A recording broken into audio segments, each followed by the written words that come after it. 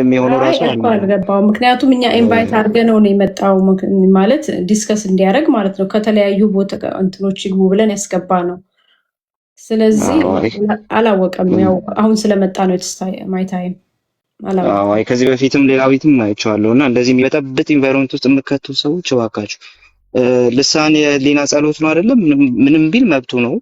እኛ ደግሞ ዲፌንድ ምን ፍቅና ነው ሁሉ ብለው የለ እንዴ በመጽሐፍ ላይ ስትሬንጅ ፋየር ላይ እኮ ሲጽፍ ማካርተር ኢቨን ሴድ ላይክ በልሳን ራሱ መናገር ራሱ በዚህ ዘመን እንትን አይደለም ብሎ ነው ያስቀመጠው መጽሐፉ ላይ።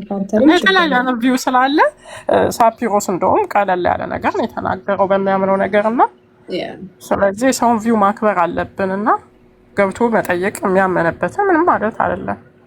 ሳፒሮስ ስፒር ካለ እንትን ከገባ እናወራበታለን። ግን ፖይንቱ ምንድነው? አሁን ስፒርንም እንትን ስናደርግ ቸርች ፋዘርስ ጋር ሁለቱ ምልከታዎች አሉ። አው የሊና ጸሎት ነው አሉ። ጸሎት ነው፣ ዝም ብሎ እንትን ነው፣ በቃል እንትን አይደለም። አውግስቲኖስን ቅድም ብያለሁ። አውግስቲኖስን ተመሳሳይ ኢሹ ያነሳል። ስለዚህ ጉዳዩ ግን ያ ነገር እንዴት ነው ባይ ዘ ዌይ ኢትስ ፎር አወር ኦን አድቫንቴጅ ባይ ዘ ዌይ ጸሎትም ነው ያሉ አሉ። እኔ ደግሞ ወድጄው ነበር። ጸሎትም ነው ያሉ አሉ። አዎ የሊና ጸሎት የሚለውን ነገር ያነሱም አሉ። እንደዚሁም ደግሞ ከእንትን አንፃር የሚያነሱ አሉ፣ ከቋንቋ አንፃር የሚያነሱ ሲስተንት ነው አባቶች ምናምን ማለቱ አይሰራም። ስለዚህ እንደዚህ አይነቱ ሙግት መሞገት ይቻላል ያስባል። ስለዚህ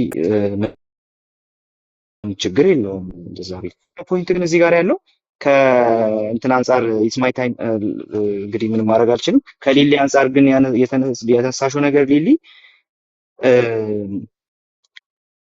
ዌል እሱን ጥቅስ በጣም ፈራዋለሁ። ለምን የምፈራው መሳያኒክ ኢሹ ላይ የተነሳ ነገር ነው። ከመሳያኒክ ከመሲሁ አንፃር የተነሳ ነገር ነው ስል ኢየሱስ ክርስቶስ መሲሁ ነው፣ የሚያደርገው ነገር በሙሉ ያንን የሚያሳይ ነው። ያ ደግሞ በመንፈስ ቅዱስ ኃይል ጭምር የሚሆን ነገር ነው። ትሪኒታሪያን አስፔክት ያለው ነገር ነው። ከዛ አንፃር አንድ ሰው መጥቶ ኢየሱስ ያደረገውን ነገር ከአጋንንት ነው ሲል መሳያኒክ የሆነውን ተልእኮ በሙሉ መሲሐዊውን ተልእኮ በሙሉ ውድቅ እያደረገ ነው። which means መንፈስ ቅዱስ መሳደብ ተብሎ የተነገረው ነገር በቀጥታ ከኢየሱስ መሳያኒክ ስራ ጋር የተገናኘ ነገር ነው። አንፃር ነው መፈታትና እፈሰው ያ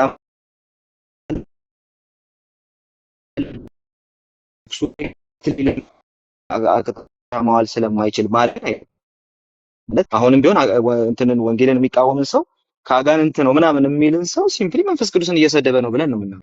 እያንዳንዱን ነገር ግን እንደዛ አይነት ጠንካራ ክሪቲሲዝም አንዳንዴ ደግሞ ጭራሽ እንደው እንትን ያልሆነ ክሪቲሲዝም ይሄ ዲሲፕሊን ያልሆነ ክሪቲሲዝም የሚያቀርቡትን ሁሉ ኃጢአት ሰሬም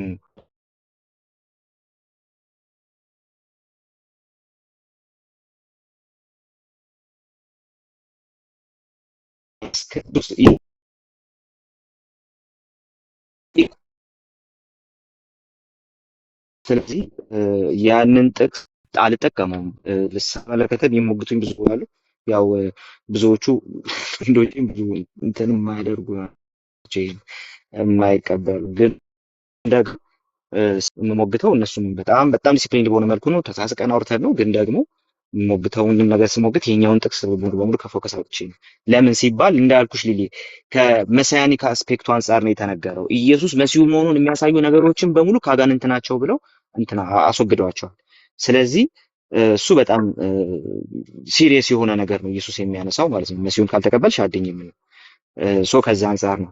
ልሳንን ያልተቀበለ ግን አይደንም። ቅድም ብያለሁ፣ አይደንም አንልም። ልሳንን አለመቀበል መብት ነው።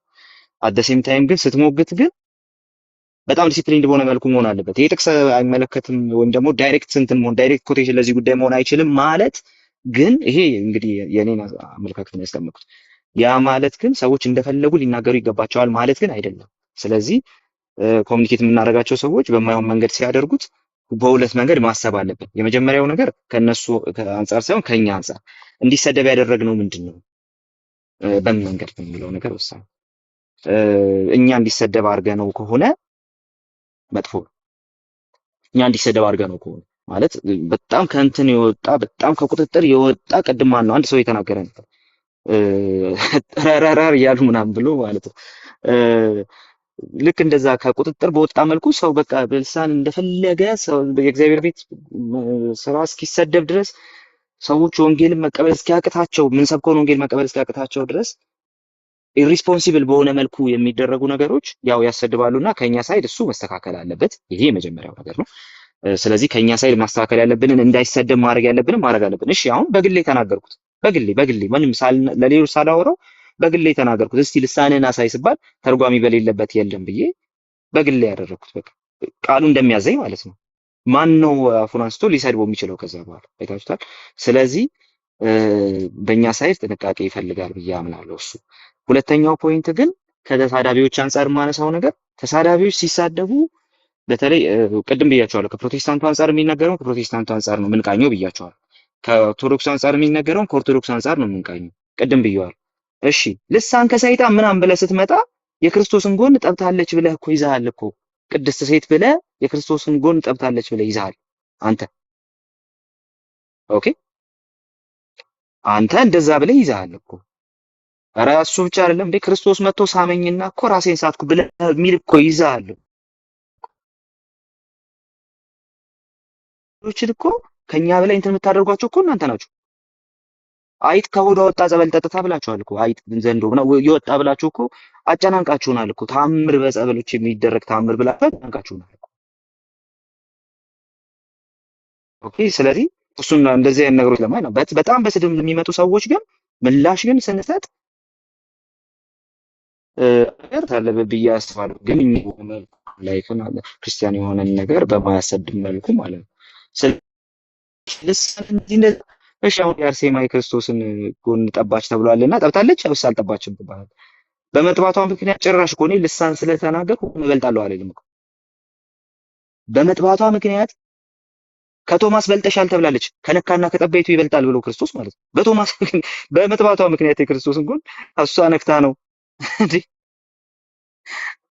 አንቺ ጠብተሽ እኮ በልጠሻል ተብላለሁ። ቀለ ሆነ ይሄን ከዛ መተህ ስለ ልሳን ጠይቀኝ። ስለ ኤክስፔሪየንስ ስለሆነ የጠየቀኝ ያለው ኤክስፔሪየንስ ነው ማነሳብህ። በጣም እዛ አቅጣጫ እንደዚህ ኔጌቲቭሊ መጥተው የሚሞግቱ ሰዎችን የሚመልስበት አናጣ ብዬ አምናለሁ። ከዛ በመቀጠል ግን በጣም ዲሲፕሊንድ በሆነ መልኩ የሚያወሩና የሚነጋገሩ ሰዎችን ግን እንትን እናደርጋቸዋለን፣ እናስጠጋና እንወያያቸዋለን፣ እናወራቸዋለን። ለምን ኮንሲስተንት ነው ብለን እንደምናምን እናስቀምጣለን። እንዳልኳቸው ነው። እኔ ልሳን እቀበላለሁ። ለምሳሌ ልሳን እቀበላለሁ ስል ቅድም አስቀምጫለሁ ለምን እንደምቀበል በዚህ መልኩ እናስቀምጠዋለን። ግን ደግሞ ጥቅሱን ራሱን መንፈስ ቅዱስን መሳደብ ነው ብለው ይሄኛውን ጥቅስ የሚጠቅሱ ሰዎች ግን እኔ ባይጠቅሱት እመርጣለሁ። ምክንያቱም እሱ ከክርስቶስ መሲያኒክ ሆፕ ጋር ከክርስቶስ መሲያኒክ ፈንክሽን ጋር የተገናኘ ነገር ስላለው እሱኛውን ጥቅስ ብንተወውና ሌሎች መንገዶች ብንወስድ ነው ጥሩ ብዬ አምናለሁ። ተባልኩ ጋር አንድ ቃል አይደል ቃል አንደኛ ሁለተኛ ሐዋርያት ሥራ ምዕራፍ 2 ላይ ጴጥሮስ በመንፈስ ቅዱስ ከተሞሉ በኋላ የመንፈስ ቅዱስ ስጦታ ከተቀበሉ በኋላ ምን ይላል? 39 ላይ የተስፋው ቃል ለእናንተና ለልጆቻችሁ ጌታ አምላካችንን ወደ እርሱ ለሚጠራቸው በሩቅ ላሉ ሁሉ ነውና ይላል። ዳት ሚንስ እንግዲህ በሩቅ ላሉ ወደ እርሱ ለሚጠራቸው ወደኛ ማለት ነው አይደለም? ይሄ ተስፋ ቃል ይሄ ጸጋ ማነው? ይሄ መንፈስ ቅዱስ ስጦታ የተስፋው ቃል ለእናንተና ለልጆቻችሁ ጌታ አምላካችን ወደ እርሱ ለሚጠራቸው በሩቅ ላሉ ሁሉ ነውና። ስለዚህ ይሄ ቃል ይሄን ቃል ሳነብ ምንድነው ይሄ ተቋርጧል ቀርቷል ሳይሆን ገና ለሚመጡት ለሚድኑ ሁሉ ነው የሚለው ጴጥሮስ። ይሄ ተስፋው ቃል የምንቀበለው የመንፈስ ቅዱስ ስጦታ ለሁሉ የተሰጠ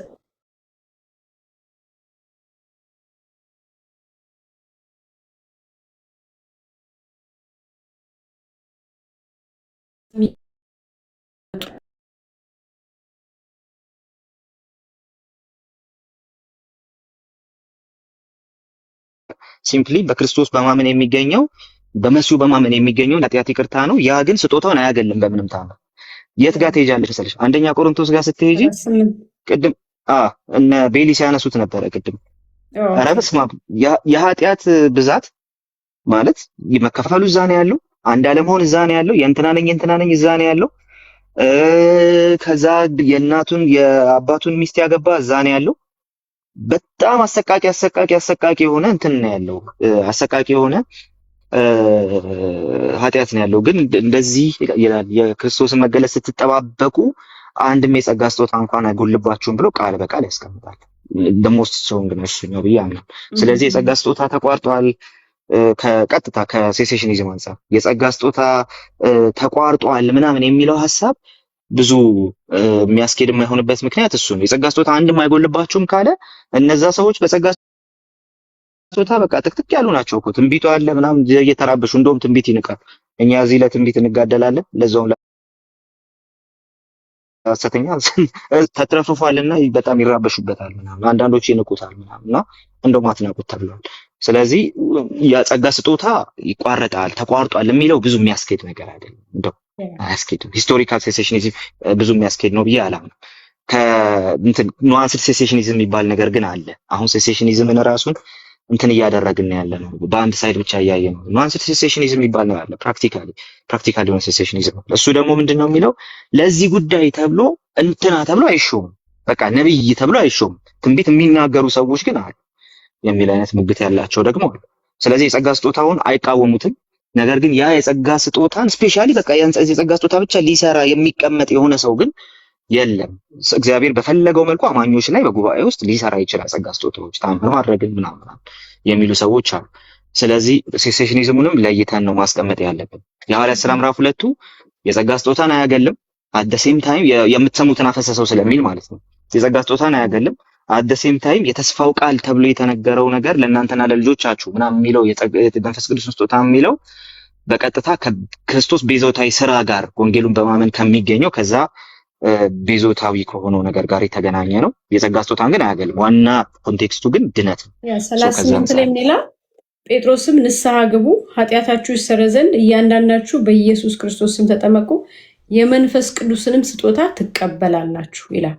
ከዛ የተስፋው ቃል ለእናንተና ለልጆቻችሁ ጌታ አምላካችን ወደ እርሱ ለሚጠራቸው በሩቅ ላሉ ሁሉ ነውና። ልክ ነሽ። ትክክል። የሐዋርያት ሥራ ምዕራፍ 2 ገና እንትን ሲያደርግ ገና ሲጀምር እነዚህ የሰከሩ አይደሉም ተብሎ እግዚአብሔር እንዲህ ይላል 17 ላይ ተሹ ከሆነ ማለት በመጨረሻው ቀን የሚሆን ነገር አለና ከመንፈሴ ስጋ በለበሰ ሁሉ ላይ ያፈሳለሁ ይልና ከዛ ወንዶችና ሴቶች ልጆቻችሁ ትንቢት ይናገራሉ ተብሎ ተጽፏል። ጎበዞቻችሁ ራእይ ያያሉ ተብሎ ተጽፏል። ሽማግሌዎቻችሁ ህልም ያልማሉ ተብሎ ተጽፏል። ከዛ ደግሞ በወንዶችና በሴቶች ልጆች ላይ ባሪያዎች ላይ ከመንፈስ ያፈሳሉ ትንቢት ይናገራሉ ተብሎ ተጽፏል። እነዚህ በሙሉ የሚሆኑት ለምንድን ነው ሲል ታላቅ የሆነ የተሰማ የጌታ ቀን ሳይመጣ እነዚህ ምልክቶች ይታዩና ከዛ ደግሞ ቁጥር 21 ላይ የጌታን ስም የሚጠራ ሁሉ ይድናል ብሎ ይናገራል። ስለዚህ የመጽሐፉ ዋና ኮንቴክስት ድነት ነው። በድነት ውስጥ ግን ምልክት የሆኑ ነገሮች አሉ። እነዚህ የጸጋ ስጦታዎች ናቸው። ስለዚህ ዋናው ኮንቴክስት ድነት ነው፣ ግን ስጦታዎቹን አያገልም። በዚህ መልኩ ይቀመጣል። አንደኛ ቆሮንቶስ ላይ ደግሞ ኦልሬዲ ቀጣይነት ያለው ነገር እንደሆነ መንፈሳዊ ስጦታ እናያለን ማለት ነው። በዛ መንገድ እናስቀምጠዋለን። በማንኛውም ሰዓት ከወጣሁ ይቅር በሉኝ፣ ስራ ላይ ስለሆንኩ ነው ከዚህ በኋላ። ችግር የለም። እሺ ሚኪ ገብቷል። ፕሮፌቲክ አንተ ደግሞ እስቲ ያንተ ነው ተራሁን። እኔም እኮ የተወሰነ ደቂቃ አለኝና አንተ ብዬ ልውጣ ብዬ ነው። እስቲ አንዴ ትልቁ ላይ አድርጊና ለዛ ነው አይኔ ተኝቼ ነበር ሲጀመር ሊሊ ስለላከች ከእንቅልፍ የተነሳሁት። እስቲ ትልቁ ላይ አድርጊና አንዴ እሺ ቪዲዮ ላሳያቸው አንዴ። ኦኬ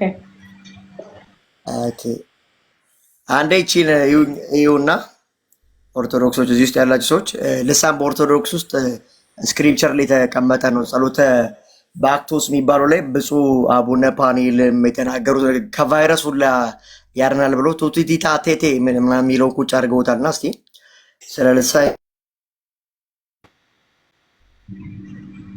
ሱቁ በጣም ፊደል በመደጋገም መንፈስ ቅዱስ ከኔ ጋር ነው ማለት በጣም ስህተት ነው። ይሄ ወንጀል ነው፣ ልትነቁ ይገባል። አይ ፈለገ አትናቴዎስ ተሳሳል ካላችሁ ደግሞ ታስረዱኛላችሁ። ምንም ችግር የለውም። እኛ ለመረዳት ዝግጁ ነው። ነገር ግን እንደዚህ ነው ወንጀል ልትረዱ ይገባል። እዛ ጋር የተቀመጡ ሰዎች ኪሳቸውን ነው እየሞሉ ያሉት። ሲአፍ የ ሀርዘን አሁን ስሙት። ሲያፍ የየየ ሀርዘን ቱቱቱ ቲታታ ምናምን ብሎ ያስቀመጡት አለ ጸሎተ ባክቶስ ላይ ማለት ነው። ለመለሰውና እንስማው። ሀርዛን ሀርዛን ግዞ ቆኖኖኪ ቆኖኖኪ የየየ ቆኖኖኪ ቆኖኖኪ የየየ ታቴ ተቱታቴ ቱቱታ ቱቱታ ቱታ ቱታ ቲቱ ቱቱ ትርጓሜውን አሁን ከመምህርት ወለተ ጊዮርጊስ እንሰማለን። ሁላችሁም ሚዩት አድርጋችሁ ተቀመጡ። ማርያም የምትደግመው የተባለው ነበር። ማርያም የምትደግም ነበር ማለት ታታታታ ይልሳማ ተቱታቴ ቱቱታ ቱታ ቲቱ ትርጓሜው ወለተ ጊዮርጊስ መምህርት ወዲያም በአንድም ታም የጳጳሱን ዲዳ ሰምቻለሁ። በሕግ አምላክ ብፁዕ አቡነ ፋኑኤል ሊናገሩ ቅስና በተሾምን ጊዜ መከራዎች ሲመጡ አርጋኗን የሚደግም ሰው ማንም አይነካው። እንደውም እግረ መንገዴ ኮሮና ቫይረስን ለመከላከል ለእኛ ለተዋህዶ ልጆች ባርቶስን መድገም ነው። ኮሮና ቫይረስን ለመከላከል ጸሎተ ባክቶስን መድገምን ይላሉ። ምን የሚለው እዚህ ጋር ቱቱታ ቲታቴ ምናምን የሚለውም ማለት ነው። ጨርስና ሪፍሌክስ ይጣሉ የሚደግም ሰው ቫይረስ አይደርስበትም። እምነታችን ሁሉ በጸሎት ከሆነ ስለ እግዚአብሔር የምንጠራ ከሆነ ድንግል ማርያምን የምንጠራት ከሆነ ምን ያስፈራል? ድንግል ማርያም ልጆች ባርቶስ ጸሎታለች፣ እሷን ጸልዩ። ጠዋትም ማታም በዚህ በሽታ ስለዚህ ቱቱቱ ቱታቴ ምናምን የሚል የራሳቸው ቺ ልጅ ኦርቶዶክሳውያን ኮርጃ እንዲሚዩት አድርገት እኔ ሀሳቤ ልስጥና ልውጣ። እሺ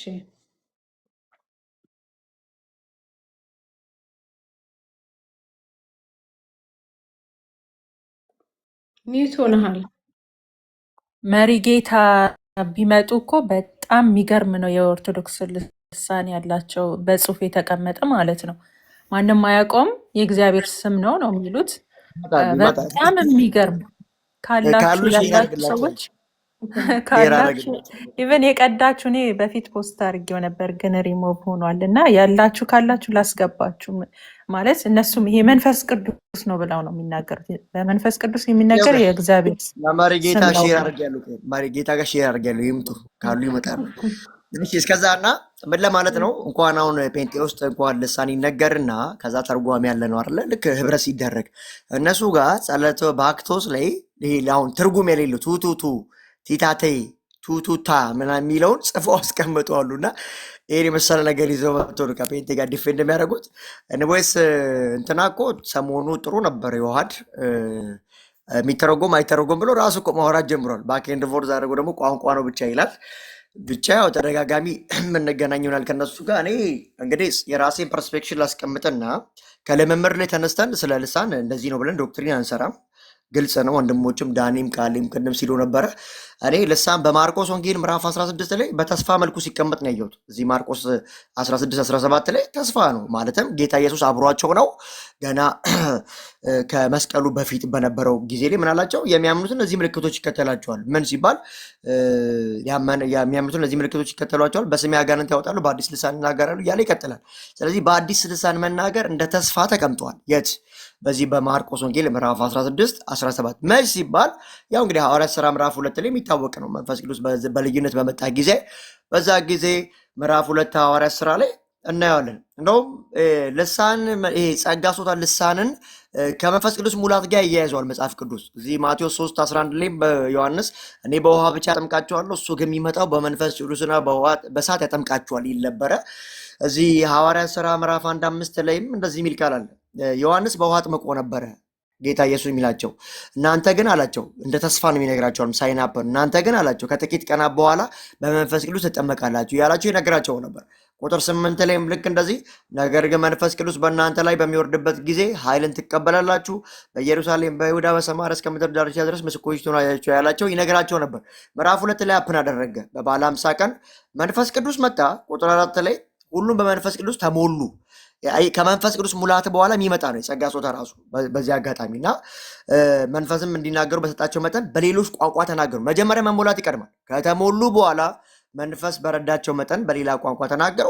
እንግዲህ ሐዋርያት ሥራ ላይ የተነገረው ቋንቋ ምንም አያሻማም። ቁጥር 9 ላይ የጳርቴና፣ የሜድ፣ የኢላሜት ሰዎች፣ የሜሶጶታሚያ፣ በይሁዳ፣ በቆሮጶዲያ፣ በጳንጦስ፣ በእስያ፣ በፍርግያ፣ በጵንፍልምያ፣ በግብፅ፣ በቀሬና አጠገብ ባሉት በሊቢያ አውራጃ፣ በሮም ከዛ ከአይሁድነት ወደ ይሁዳ የገቡ የቀርጤስ ሰዎች የአረብ ሰዎች ናቸው። እነዚህ ሰዎች ምን አሉ? እንዴት የእግዚአብሔርን ድንቅ ስራ በእኛ ባደግንበት ቋንቋ ይነግሩናል። እኚህ ሰዎች ባይዘው ጂውሽ ናቸው። መጀመሪያ ተበትነው የነበሩት ግን እዛ እያሉ የተወለዱበት ሀገር በሮም ቋንቋ በፍርግያ ሀገር በሜድ የሚናገሩ ነበሩ። ግን አይሁዳዊ ናቸው። ለምን ሲባል ሰባቱን የእግዚአብሔር በዓላት መጥተው የሚያከብሩት ኢየሩሳሌም ነው። የቂጣ በዓል፣ የመወዝወዝ በዓል፣ የነዶ በዓል፣ ፋሲካን እና ፔንቴኮስቴ ማለት ነው። ከዛ ከሰባቱ መካከል አንዱ ነው፣ ኢየሩሳሌም ነው የሚከበረው። እሱን ለማክበር መጥቶ አይሁዳዊ ናቸው። አዎ ታዲያ ቋንቋቸው ሲባል አይ የተበተኑበት ሀገር ብዙ የአሕዛብ ሀገር ቋንቋ የለመዱ ናቸው። ኢቭን ተወልዶ ያደጉበትን ቋንቋ ተናጋሪ ናቸው። እዚህ ሲመጡ እኚህ ሰዎች የገሊላ ሰዎች ናቸው። በጣም ግራ ገባቸው። አናቃቸውም። የገሊላ ሰዎች ደግሞ ልክ ኢየሩሳሌም ቤተልሔም እንዳሉ አይነት ሰዎች እንደ ረባዮች ያሏቸው አስተማሪ ያላቸው ምን አይደሉም። በእውቀትም ትንሽ ናቸው የሚባሉ አያውቁም የሚባሉ ናቸው። እነ ጴጥሮስና ዮሐንስ አናቅም ወይ እንዴት በተወለድንበት ሀገር ቋንቋ ሩቅ ስፍራ ባለንበት ቋንቋ ሊናገሩ ቻሉ ብሎ ተገረሙ። ታዲያ ሐዋርያት ሥራ ላይ ትርጉም ነበር? አይ በቃ በእነዚህ በሚሰሙት ቋንቋ የሰሙት ነው ማለት ነው። ከዛ ባለፈ ሐዋርያት ሥራ ምዕራፍ 10 ላይም እናያለን። ስለ በጣም አጠር አድርጌ 5 ደቂቃ ተጠቅሜ ወይ 3 ደቂቃ ለመጨረስ ሞክራለሁ። ሐዋርያት ሥራ ምዕራፍ 10 ላይ ቆርኔሌዎስ ቤት ላይ አንድ ነገር አፕን አድርጓል። ቆርኔሌዎስ ቤት እንደምታውቁት ነው። ጴጥሮስ ተርቦ በነበረበት ሰዓት በተመስጦ ውስጥ እያለ በሸማ ውስጥ ምግብ አመጣ። እኔ ያልተቀደሰ ሰውን አልበላም አለው። ከአንድም ሶስት የተከራከረ። ከዛ በኋላ ቆርኔሌዎስም ተገለጠለት፣ ሰዎችን ላከ። ጴጥሮስ ወደ ቆርኔሌዎስ ቤት ሲሄድ ታያላችሁ። በዛ ሰዓት ሄዶ ምን ላደርግ ዘንድ ጠራኸኝ አለው። ወንጌልን መስበክ ጀመረ። 44 ላይ አንድ ነገር ተከሰተ። እንደዚህ ይላል፣ ከጴጥሮስ ጋር የመጡት ይላል ከተገረዙት ወገን የዳኑ ግን አማኝ የሆኑ ክርስቶስን የሚከተሉ አማኞች የመንፈስ ቅዱስ ስጦታ በአሕዛብ ላይ ደግሞ መፍሰሱን ሲያዩ ተገረሙ። አያችሁ፣ ይሄ ስጦታ ማለት ምንድነው? አንዱ ሲባል ልሳን ተናገሩ ነው የሚለው። እዛ ጋር በአዲስ ቋንቋ ተናገሩ። መንፈስ ቅዱስ ከመሞላትና ከመቀበል በኋላ አብሮ የሚመጣ ነገር እንደሆነ ሳይን አፕ ያደርገናል። ከዛ ይኸውም አለ ምንድን ነው ሲባል በልሳን ሲናገሩ እግዚአብሔርን ሲያመሰግኑ ስለሰሟቸው ነው። እግዚአብሔርን ሲናገሩ ስለሰሟቸው ብሎ ካስቀመጠ በኋላ 19 ላይ ምልክ እንደዚህ ተመሳሳይ ነገር አለ። 19 ላይ እዚህ ሐዋርያት ሥራ ሳንወጣ እዚህ ኤፌሶን ጳውሎስ በገባ ጊዜ 19 ቁጥር 6 ላይ የምፈልገው እሱ ነው። ጳውሎስም እጁን በላያቸው ላይ በጫነ ጊዜ መንፈስ ቅዱስ ወረደባቸው፣ በሌሎች ቋንቋዎችም ተናገሩ፣ ትንቢትም ተናገሩ። ሲባል መጀመሪያ መንፈስ ቅዱስን መቀበል፣ ከዛ በልሳን መናገር፣ ትንቢትን ሲናገሩ ታያላችሁ። እንግዲህ ሐዋርያት ሥራ ላይ እዚህ ቦታ ላይ በደንብ እናያለን። ምዕራፍ 8 ላይ እጅ ጭነዋሉ፣ መንፈስ ቅዱስን ተቀበሉ አሉ። ነገር ግን ልሳን ሲናገሩ አለ። ለዛ ነው ያለፍኩት። እዚህ ሶስቱ ቦታ ላይ ሐዋርያት ሥራ ምዕራፍ 2 10 19 ላይ ተናገሩ እንጂ የሚለው በዚህ መንገድ ተናገሩ፣ ተረጎሙ፣ አልተረጎሙ የሚል ክሌም አያስቀምጥም። 10 ላይም እንደዛ በልሳን ተናገሩ። 2 ላይ ግን የዓለም ሁሉ ቋንቋ ነው፣ በተናገሩት ቋንቋ ሲሰሙና ሲናገሩ አይተናል ማለት ነው። ከዛ ባለፈ አንደኛ ቆሮንቶስ ላይ 12 ላይ ጊፍት ሆኖ እናየዋለን። ምን ሲባል ለአንዳንዱ በልሳን መናገር፣ ለአንዳንዱ ደግሞ የተነገረውን አዲስ ቋንቋ መተርጎም ብሎ ቁጭ ያደርገዋል፣ ምንም ማድረግ ስለማንችል። ከዛ ባለፈ ደግሞ አንደኛ ቆሮንቶስ ቅድም ቃሌም የተናገረ ነበር ምዕራፍ 1 ቁጥር 7 ላይ የሚገርም ቃል አለ። የጌታ ኢየሱስ ክርስቶስን በክብር መምጣት ስትጠባበቁ ሳላችሁ አንድም የጸጋ ስጦታ አይጎልባችሁም ይላል። ለአንበብ ውስጥ 7 ላይ እንደዚህ ይላል። ስለዚህ የጌታችን የኢየሱስ ክርስቶስ መገለጥ በጉጉት በመጠበቅ ላይ ሳላችሁ ማንኛውም መንፈሳዊ ስጦታ አይጎልባችሁም። ይህ ማለት መመለሳላችሁ በሐዋርያት ሥራ ምዕራፍ 2 ላይ ሀፕን ሲያደርግ ብዙ ጊዜ ሰዎች ኤፌሶን፣ ቆሮንቶስ በዲዘርቬሽን የጻፈ የነበረው ጳውሎስ እንጂ መንፈስ ቅዱስ ምርኮ ከተማረከ በኋላ በሐዋርያት ሥራ ምዕራፍ 2 ላይ ሁሉም ሀፕን አድርጓል ብዬ ያምናሉ፣ የጸጋ ስጦታዎች ሁሉ። ከዛ በኋላ ግን በዲሰርቬሽን አሁን ቆሮንቶስን ሲጽፍላቸው ነው ታዲያ የጸጋ ስጦታ ለቆሮንቶስ የተካፈለው ማለት አይደለም፣ ለኤፌሶን አይደለም። መንፈስ ቅዱስ በመጣ ጊዜ በዛ ጊዜ ምርኮ ተማርኳል።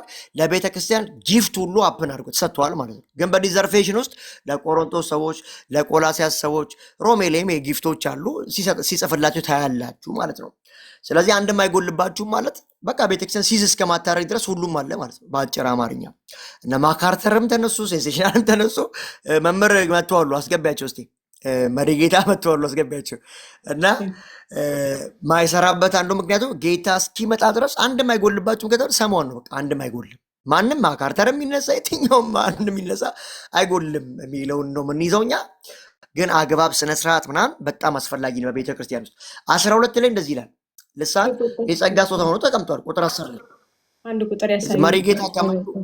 መሪጌታ ከመጥተዋሉ ምሳሌ መሪጌታ ካሉ አንድ ቁጥር ያሳዩና ግቡ። መሪጌታ ስለ ልሳን እያወራን ነበረ፣ እዛ ላይ ሪፍሌክሽን ይሰጣሉ። ኦኬ ለአንዱ ታምራትን ማድረግ፣ ለሌላው ትንቢትን መናገር፣ ለሌላው ደግሞ መናፍስትን መለየት፣ ለአንዱ ደግሞ ይላል ልሳን እያወራን ነው። ለአንዱ በልዩ ልዩ ልሳን መናገር፣ ሌላው ሲባል ለሌላው ደግሞ በልዩ ልዩ ልሳን የተነገረውን የመተርጎም ስጦታ ይሰጠዋል። በቆሮንቶስ መጽሐፍ ውስጥ ለአንዱ በልዩ ልዩ ልሳን መናገር፣ ሌላው ደግሞ መተርጎም ብሎ ጳውሎስ ያስቀምጠዋል። ምንም ማድረግ አይቻልም። ታዲያ 30 ላይ ደግሞ እንደዚህ ይላል፣ ለሁሉስ በልሳን መናገር ሰጥቷል? ኖ ሁሉስ ሐዋርያ ናቸው? ሁሉ ነቢያት አይደሉም? ሁሉስ ይተረጉማሉ? አይተረጉም። ለምን ሲባል በቤተ ክርስቲያን ውስጥ ራሱ አሁን አሴ ፕሮቴስታንት ለአንዳንዶች በልሳን መናገር ልሳን የመናገር ለሁሉም ጊፍት አይደለም ሲጀመር፣ ለአንዳንዶች የጸጋ ስጦታ ስለሆነ፣ ለአንዳንዶች መተርጉም፣ ለአንዳንዶች ትንቢት መናገር፣ ለአንዳንዶች በእምነት መናገር፣ ለአንዳንዶች የመገለጥ የጥበብ ቃል ዊዝደም ዲዘርቬሽን፣ ሁሉንም የሚሰጠው ግን አንዱ ጌታና አንዱ መንፈስ እንደሆነ መጽሐፍ ቅዱስ ይነግረናል። ሌላው ስለ ልሳን ክሌም የሚያደርገው አዲስ ኪዳን ላይ ቆሮንቶስ ምዕራፍ 13 ላይ ነው። 13 ላይ በሰዎችና በመላእክት ልሳን ብናገር ፍቅር ግን ከሌለኝ እንደሚጮህ ናስ ወይም እንደሚንሿሿ ጽናጽልኝ ይላል። ስለዚህ ምን እያለ ነው ሲባል ሞቼ ጋር ሳወራ በቃ ያሌለ ነገር ነው ብለዋሉ። ለምን መላእክት ከተባለ መላእክት የተናገሩትን አንጡ ነው የሚለው። ጳውሎስ ደግሞ ሜታፎር ብቻ ይናገራል ብዬ ነው ያለምን። ለምን ከተባለ ያሌለን ነገር እንደ ሪዝን አድርጎ አያቀርብም። ለምን ከተባለ አለ ማለት ነው። በመላእክት ልሳን ካለ እኛ የምንመረዳው ከዚህ ምንድን ነው? መላእክት እንኳን የሚግባቡበት ቋንቋ አላቸው ማለት ነው። በቃ ከዚህ የምንረዳው ያ ነው። ይህ ነው ያ ነው ብለን ፐርሴፕት አናደርግም። ነገር ግን ሰዎች የሚግባቡበት ቋንቋ አለ፣ መላእክት ደግሞ የሚግባቡበት ቋንቋ አለ። ይሄ ነው ተብሎ አልተቀመጠም። ግን ምንድን ነው ጳውሎስ ሊያሳይ የፈለገው ሲባል በአንደኛ ቆሮንቶስ ፍቅር ከሁሉም እንደሚበልጥ ነው ኮምፓራቲቭሊ የሚያስቀምጠው። የመጀመሪያው ትንቢት መናገር ስጦታ ቢኖረኝ፣ ፍቅርን እውቀትን ሁሉ ባውቅ፣ ተራራን የሚንድን እውቀት ቢኖረኝ፣ እምነት ቢኖረኝ፣ ፍቅር ከሌለኝ ከንቱ ነኝ እያለ ሄድና ለድሆች ብሰጥ፣ ሰውነቴን እንዲቃጠል ባደርግ ምናምን ፍቅር ግን ከሌለኝ ከንቱ ነኝ ካለ በኋላ ቀደም አንዳንድ ሰዎችም ይፈቱታል የተባለው ይሄን ነው። ቁጥር 8 ፍቅር ከቶ አይወድቅም ነው። ነገር ግን ትንቢት ይሻራል። አዎ ፍጹም የሆነው ኢየሱስ ሲመጣ ትንቢትም ይሻራል፣ ልሳንም ይቀራል፣ እውቀትም ይሻራል። አሁን ሲባል በከፊል ነው፣ ሁሉም በከፊል ነው። ቁጥር 9 ላይ ምክንያቱም ማለት የምናውቀው በከፊል ነው፣ ትንቢትንም የምናገረው በከፊል ነው። ነገር ግን ፍጹም የሆነው ሲመጣ ከፊል የነበረው ይሻራል። ስለዚህ አሁን ቀደም ማካርተር ሲነሳ ሰምቼ ነበረ። እዚህ ጉዳይ ላይ በጣም ሀርድ ሰው ነው እሱ። ባይዞ እንደ ጆን ፓይፐር እንደው ጥሩ ነው። ጆን ፓይፐር አልተናገረም፣ ግን እንዳለ ያምናል። ልሳን እንዳለ ትንቢት ሲዝ እንዳላረገ እነ ዲዳኬንም ክሊን በማድረግ እነ ኢራኒስንም ክሊን በማድረግ ያምናል ሰውየው። በጣም ጥሩ ፐርስፔክቲቭ አለው። ባይዞ የጆን ፓይፐር ጥሩ ነው።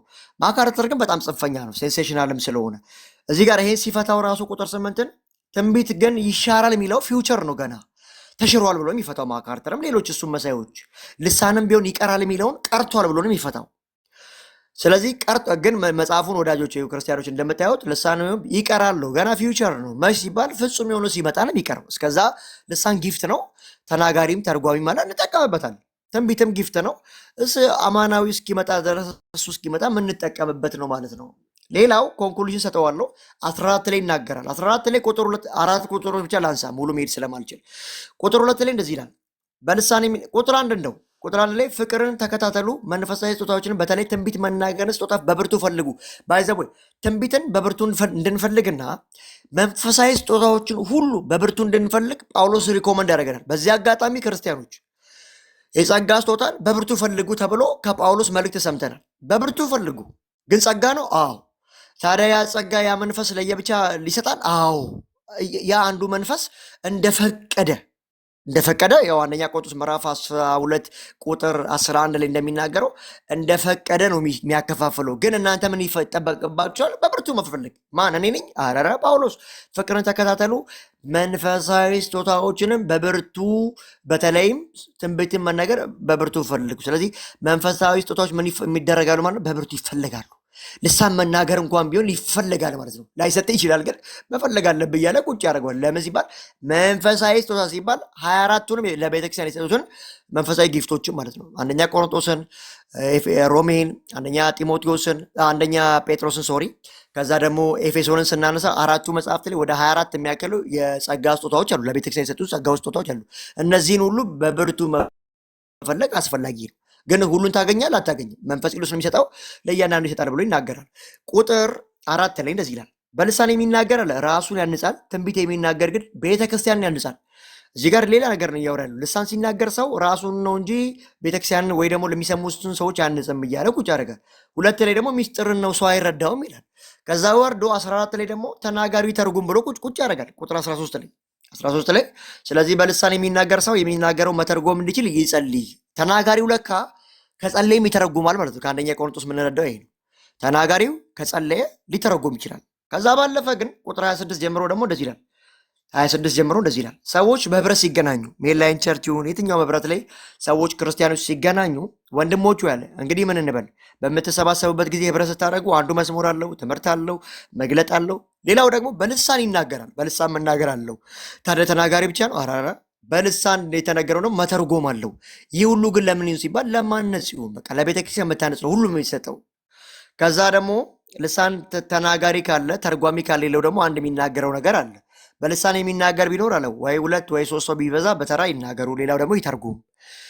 የሚተረጉም ከሌለ ግን አለ በጉባኤ መካከል ዝም ይበልና ለራሱና ለእግዚአብሔር ይናገር። ይህ ማለት ባይዘወይ አይናገር ይግተው ዝም ይበል ቶታሊ እያለ አይደለም መጽሐፉ። ለራሱና ለእግዚአብሔር ማለት እዛ ህብረት ውስጥ ነው ለራሱና ለእግዚአብሔር ይናገር ያለው። እንግዲህ ልሳን ሲናገር ብዙ ጊዜ ቸርች ውስጥ አይታችሁ ከሆነ ሜንላይን ትልልቅ ቸርች ውስጥ የምትካፈሉ ሰዎች ልሳን መናገር ሲጀምር ሰው በመንፈስ ሲነኩ በጣም ይጮዋሉ። ቸርች ውስጥ በጣም ድምፃቸው በጣም ስለሚጨው ጉባኤው ላይ የሚረብሽ ነው። በዛ ሰዓት ወይ ደግሞ ቁጥር 13 ላይ ምን አለ? ወይ ራሱ ይተርጉም ጸልዩ። ኦኬ ሰከንድ ራውንዱ ደግሞ ምንድን ነው? ሌላ ደግሞ የመተርጎም ጸጋ ስላለው ይተርጎም። አሁንም የተርጎም ጸጋ ያላቸው ሰዎች ካልተረጎሙት ደግሞ አለ አትጩ፣ ቸርቹን አትረብሹት፣ ጉባኤውን አትረብሹ፣ ጸጥ ብሉና አለው ለራሱና ለእግዚአብሔር ነገር። ይሄ ማለት ዲስፒት በሆነ መንገድ እዛው ቸርች ውስጥ ሆኖ ዝቅ ብሎ ድምፁን ዝቅ አድርጎ ማውራት እንደሚችል ጳውሎስ ይናገራል። ግን ቸርቹን በመረበሽ ደረጃ ከተናገረ በኋላ ካልተተረጎመ ወይ ራሱ ካልተረጎመ አስቸጋሪ ነው ብሎ ያቀርበዋል ማለት ነው። ቁጥር 22 እና 23 ላይ ደግሞ 3 ቁጥር ተናገሬ ልጨርስ ጊዜያችሁን እንዳልበላ። ጳውሎስ ለቆሮንቶስ ሰዎች ስለ ልሳን ያስተማረበት አንዱ ሜንሽን ምንድነው ሲባል ክሌሙ ሃይራርኪው ቆሮንቶስ ሰዎች በብዙ የኃጢአት ልምምድ ውስጥ በመከፋፈል ውስጥ በዝሙት በጌታ እራት ጉዳይ በጣዖት አምልኮ በተሰዋ ጉዳይ በቅድስና ሕይወት ጉዳይ በብዙ ጉዳይ ችግር ነበረባቸው። እናም እንደዚህ አንደኛ ቆሮንቶስ ምዕራፍ 5 ላይ ከአባቱ ሚስት ጋር የተኛ ሰው ነበር። ቆሮንቶስ ላይ አብሯቸው አልነበረም። ጳውሎስ ግን ሰማ። በሰማ ጊዜ መሪዎች ዝም ባሉት ጊዜ በቃ ምንም እንኳን አለ መንፈሱ በጌታ ቀን ትድን ዘንድ ነፍሱ በጌታ ቀን ትድን ዘንድ ስጋውን ለሰይጣን አሳልፎ ይሰጣሉ አለ። ከሩቅ አይቶ በሪዘርቬሽን በፖስቶሊካል ኦቶሪቲ ሲቀጣው ታያላችሁ። ስለዚህ ቆሮንቶስ ላይ ብዙ ችግር ነበር። አንዱ ምን ሲባል ጊፍት በጣም ጊፍት አላቸው። ጊፍት ግን አጠቃቀም ላይ በጣም ከባድ ነበሩ። ስለዚህ ልሳን ላይ ደግሞ ሁሉም የቆሮንቶስ ህብረት አድራጊዎች ሰዎች ሁሉም ጀምረው እስኪጨርሱ በልሳን የተናገሩ ይመስለኛል። አስቸግረው ነበር። ከዛ በተረፈ ምን አላቸው? ቁጥር 23 ላይ ሁላችሁ አላቸው። ትልቁ ችግሩ ምን ነበረ ሲባል ሁላችሁ በልሳን ስትናገሩ ሳላችሁ እንግዶች፣ የማያምኑ ሰዎች ወደ ጉባኤ ቢመጡ አብዷል አትባሉም ወይ? ስለዚህ ጳውሎስ ለቆሮንቶሶች ዋናው ሜንሽኑ ምንድነው? ከአንድ ጀምሮ የሚያብራራበት ሲባል ሁሉም ተናጋሪ ነበሩ። በዓለም ደግሞ በዚህ 1900 ዓመት ታሪክ ወደኋላ ብንመለስ የትኛውም ቸርች ውስጥ ባይዘቦይ ሁሉም ተናግረዋል ብዬ አላምንም። ይሄ ጉዳይ በጣም ፈንክሽን ያደረገ ብዬ ማምነው ፐርሰናል ኦፒኒየን ነው። ቆሮንቶስ ላይ ብቻ ግን ሁሉም ተናግረው አስቸግረው ነበር ለጳውሎስ። ስለዚህ ደግሞ አሁንም ዘመን ሁሉም ከተናገሩ ልክ አዘ ሴም ታይም ይሄ ስክሪፕቸር 23 ፍራቻው ነው። ሁሉም ግን ይናገራሉ ብዬ አላስብም። ህብረት ውስጥ ባይዘው በጣም የተወሰኑ ሰዎች ሊያወሩ ይችላሉ፣ ካልተተረጎመ ትንሽ ችግር ሊፈጥር ይችላል እንጂ ሁሉም ይናገራሉ ብዬ ከቆሮንቶሶች አላምንም። ከዛስ ሁሉ ከተናገሩ ምን ችግር ይፈጠራል ሲባል ሁሉም አማኝ ሆነው እኮ ባይዘው በዚህ አጋጣሚ ቢናገሩ የማያምን ሰው ካሌለ ባይዘው ችግር እንደሌለው ታውቃላችሁ። በዚህ አጋጣሚ ግን እሳ ትልቁ ችግሩ ሲባል ህብረት ላይ የጌታ ቤት ነው። ሰዎች ወንጌል ለመስማት ይመጣሉ፣ ተጠርተው ይመጣሉ፣ ተጋብዘው ይመጣሉ። ኦኬ የዛኔስ ሁሉ በልሳን 1000 ሰው ያለበት ምዕመን ያለበት ቸርች ውስጥ ከሆነ የማያምን ሰው ተጋብተው ይመጣ ስለ ጌታ ቢሰማ መጥቶ ምናምን የዛኔ 1000ዎች ሁሉ በልሳን በዚህ በዛ ቢናገሩ ያ የማያምን ሰው ይሰናከላል። ለምን? ይሄም ሳይ በልሳን ያም ሳይ በልሳን ፕሮግራም መሪው በልሳን መሪዎች በቃ ይሄ ሰውዬ በቃ ከውጭ ካለው ከእብደት አይተናነስም ብሎ ጥሎ ይወጣል። ግን እሳ ቁጥር 22 ላይ ደግሞ ስለዚህ በልሳን የሚናገር አለ ለማያምን የሚሆን ምልክት ነው። ለካ ልሳን ፐርፐዝም አለው ሳይኒንግ አለው። ምን አይነት ሳይንስ ሲባል 1000 የሚያክል ሰዎች አንድ ሜል ላይ ቸርች እሑድ ጠዋት እየተመለከ የፕሮግራም መሪ ወይ ፓስተሩ እያስተማረ ልሳን ቢናገር ፕሮባቢሊቲ ባይተረጎም 990 ምናምን ሰዎች ቁጭ ብለው ያ ሰውዬ ብቻ ቢናገርና የማያምን ሰው ቢኖር ጳውሎስ ባስቀመጠው መሰረት ቢያንስ ምልክትም ሆኖ እንደሚያገለግል እናያለን። ግን አሁን ችግሩ በጣም ብዙ ሰዎች ናቸው የሚያወሩት። ስለዚህ ይሄን ዲሲሽን ይዘን አንቀጥልም። ግን እንደ ለማያምን ሰው እንደ ምልክትም እንደሚያገለግል ጳውሎስ ይናገራል። 39 ላይ ደግሞ በልሳን መናገር አትከልክሉ ብሏል። አሁን የመከልከል ጉዳይ አይደለም፣ ስነ ስርዓት ማስያዝና በስነ ስርዓት ተናገረ ጸልዩ ተርጉም ካልሆነ የተርጉም ጸጋ ያለው ሰው አለ ይተርጉም በሚል ነው የሚያስቀምጠው። ስለዚህ ምን ለማለት ፈልጌ ነው? በአንድ ደቂቃ ውስጥ ኮንክሉዥን ልናገር። ልሳን ምንድን ነው? አዎ መግባቢያ ነው፣ ማለትም ቋንቋ ነው። በመላእክትም ስንሄድ መላእክት በራሳቸው ዓለም የሚግባቡበት የራሳቸው ቋንቋ ነው። በሰዎችም ስትመጡ የምንግባባበት ነው። እንደ ሐዋርያት ስራ መሰረት ልሳን ምን ሆኗል? የዓለም ሁሉ ቋንቋ ነው። ተርጓሚ አናይም፣ እዛ ጋር ሲተረጎም አናይም። ቆሮንቶስ ላይ ሲመጣ ግን የጸጋ ስጦታ ሆነው ቁጭ ብሏል። ተናጋሪ ያለ ተርጓሚ ያለ ብሎ ቁጭ እያደረገ ነው መጽሐፉ። ስለዚህ ደግሞ ሚስጥርን ማውራት ነው ይላል፣ ማንም አያውቀውም ይላል። ከዛ ደግሞ 13 ላይ ሄዶ ራሱ ጸልዮ ተርጉም ይላል። 26 ላይ ደግሞ ተናጋሪም አለ ተርጓሚም አለ። ኦር ተርጓሚ ከሌለ ጸጥ ብሎ ለራሱና ለእግዚአብሔር ይናገራል። ሲጨርሰው ግን መልእክቱም ምን አለ? ማንም በልሳን መናገርን እንዳይከለክል ኢቭን ኢፍ 30 ምናምን ላይ ባይዘ አይታወቅ ራሱ ይላል 38 አካባቢ ላይ የምጽፍላችሁ ነው ነብይ ነኝ የሚል ቢኖር መንፈሳዊ ስጦታ አለኝ ቢል የምጽፍላችሁ የጌታ ትእዛዝ በመሆኑ ይህን የማያውቅ ሁሉ አለ ቢሆን እርሱ አይታወቅ ብሎ ይናገራል። ስለዚህ ልሳንን ስነ ስርዓት ማስያዝ አጠቃቀም ማስተካከል ነው ዋናው ነገሩ። በዚህ ዘመን ደግሞ እንደምታውቁት ነው ብዙ ሐሰተኛ ነቢይ፣ ሐሰተኛ ሐዋርያ፣ ሐሰተኛ አስተማሪ፣ ሐሰተኛ ወንጌላዊ፣ ሐሰተኛ እረኛ ሙያተኞች የበዙበት ነው። በዚህ ጊዜ ፕሮቴስታንቱ ራሱ ኢቫንጀሊካል ሰርክሉ የሚያስመቱ በጣም ብዙዎች ያሉ ባይዘ በእነሱ ምክንያት ትክክለኛ ሜንላይን ቸርቾችም የሚወቀሱበት የሚመቱበት ነው። ስለዚህ ለይቶ እንትን ማለቱም ጥሩ ይመስለኛል። ቅድም ደግሞ ሊሊ ያነሳችሁ ጥያቄ ላይ ትንሽ ለመናገር እውነት ነው ቃል የሚያስቀመጠው ያው መሲያቲክ በሆነ ጉዳይ ላይ ነው። ክርስቶስ የሰራ ባለው ስራ ላይ ነው እነሱ ሲናገሩና መንፈስ ቅዱስን ሲያቃልሉ የነበሩት ልክ ነው። ባይ ዲፎልት ግን አሁንም አንድም አይጎላችሁም ከተባለ ቤተክርስቲያን ሲዝ ካላረገች አሁንም ካለች አንዳንድ የመንፈስ ቅዱስ ጊፍቶች ላይ ሰዎች በጣም ፕሮቮክ የሚያደርጉ ከሆነ የሚቀልዱ ከሆነ ባይ ዲፎልት ምንድነው ጊፍቱ ማን ነው የሚሰጠው ሲባል ዛሬም በእኔም ወንድማችን ቃሌም እዚህ በነሳራ እዚህ ባሉ ወንድሞች የሚሰራው ራሱ መንፈስ ቅዱስ ስለሆነ መንፈስ ቅዱስም ዛሬ አይሰራ ማለት ባክኤንድ ፎርስ ሲደረግ የመንፈስ ቅዱስም ስራ መቃወም ነው ብዬ በዚህ ክሌም ፐርሰናል ያዋለው ማለት ነው። ስለዚህ ልሳን በተስፋ ተቀምጧል ማርቆስ ላይ። ከዛ ሐዋርያት ስራ ላይ ቋንቋ ነው ምንም ሲተረጎም አለ። ቆሮንቶስ ላይ ጊፍት ሆኖ ሲናገር እናያለን። ከዛ ተርጓሚም አለው። በአንደኛ በማርቆስ ወንጌል ምዕራፍ 16 መሰረት የሚያምኑትም ሁሉ የሚከተል ቀመጠ ታዲያ ጌታን የሚቀበል ሰው ይናገር ብሎ የሚሟገቱ ሰዎች አሉ። እዛ ጋር የተናገር ያለው እንደ አንድ ሳይናፕ ነው እንጂ ሊናገር ይችላል እንጂ ሁሉም ብሎ አላስቀመጠም። ለምን? ቆሮንቶስ ላይ አንዳንዱ ስለሚል ማለት ነው። ዘጋው ምንድነው የሰው ቋንቋ ሆኖ ተቀምጧል። የመላእክት ቋንቋ አለ። ከዛ የሚተረጎምና ማይተረጎም ብሎ ራሱ መጽሐፍ አስቀምጧል። ስንዘጋው ስኛ አለቀ። ፈርትራይዝ ነው የምናደርገው እንጂ ልሳን 4 አይነት ነው 5 አይነት ነው የሚል ትምህርት የለንም። ግን ልሳን ምንድነው? መግባቢያ ነው፣ ቋንቋ ነው። ልሳን ውስጥ ግን ልሳንን ስንፈታው ሐዋርያት ሥራ ምዕራፍ 2 ላይ ራሱን የተሻለ የተቀመጠ አለ። ቆሮንቶስ ላይ፣ ማርቆስ ላይ ቁጭ ተብሏል ብለን በዚህ እንዘጋለን ማለት ነው። ኔክስት ጊዜም በደንብ በዚህ ዲስከሽን እናደርጋለን። ዲቤት እናደርጋለን ማለት ተባረኩ።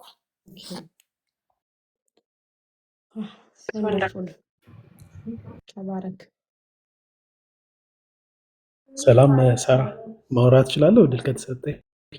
እኔ ብቻ ነው የመሰለኝ ኦርቶዶክስ የገባሁት። ኦርቶዶክስ አንተ ነው። ልቀጥል? መቀጠል ይችላል። ጥያቄ አለ? ጥያቄ አለኝ። ጥያቄ አለኝ። ቅድም